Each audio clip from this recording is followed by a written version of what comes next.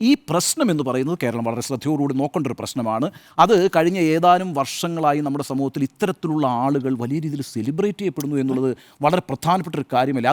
This is a warning to the society. കാരണം എന്താ വെച്ചാൽ സമൂഹം ഇത് തിരിച്ചറിയേണ്ടതുണ്ട്. അടുത്ത ഘട്ടത്തിൽ ഞാനതിൻ്റെ ഒരു വിസ്തീർണത്തിലേക്ക് വരാം. പക്ഷേ സമൂഹത്തിന് കിട്ടിയിരിക്കുന്ന ഒരു അടി കൂടിയാണ്. കാരണം ഇത്തരത്തിലുള്ള ആളുകളെ കൈയടിച്ച് പ്രോത്സാഹിപ്പിക്കുന്ന ഒരു വിഭാഗം അതിശക്തമായി പുറത്തു നിൽക്കുന്നു.